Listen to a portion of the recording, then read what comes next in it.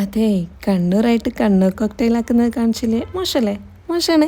അപ്പോൾ എന്തായാലും നോമ്പും ചൂടൊക്കെയല്ലേ, നമുക്കൊരു അടിപൊളി കോക്ടെയിൽ ഉണ്ടാക്കിയാലോ?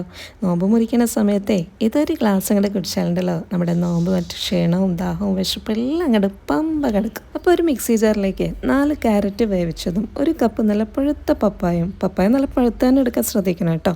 1/2 ലിറ്റർ നന്നായിട്ട് ഫ്രീസാക്കി എടുത്ത പാലും, പിന്നെ 4 സ്കൂപ്പ് വല്ല ഐസ്ക്രീമും, മധുരത്തിന് ആവശ്യമായ പഞ്ചസാര ഇട്ട് കൊടുത്തിട്ട് നമുക്കിത് നല്ലപോലെ ഒന്ന് ബ്ലെൻഡ് ചെയ്തെടുക്കാം.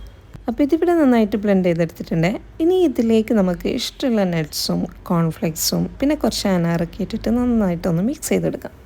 അപ്പോൾ നമ്മുടെ ടേസ്റ്റ് ചെയ്യാൻ ഹെൽത്തി ആയിട്ടുള്ള കണ്ണൂർ കോക്ടെയിലുടെ റെഡി ആയിട്ടുണ്ട്. ഇത് നമ്മൾ സെർവ് ചെയ്യുന്നതിൻ്റെ തൊട്ട് മുമ്പാണ് റെഡിയാക്കേണ്ടത് കേട്ടോ. കാരണം നമുക്കിത് തണുപ്പോടെ കുടിക്കുമ്പോൾ മാത്രമാണ് ആ ഒരു ടേസ്റ്റ് ഉണ്ടല്ലോ അതങ്ങോട്ട് കിട്ടുള്ളൂ. ഇതൊരു മസ്റ്റ് ട്രൈ ആയിട്ടാണ്. ഉണ്ടാക്കാത്തവരൊന്നും ഉണ്ടാക്കി നോക്കട്ടോ. അപ്പോൾ ശരി.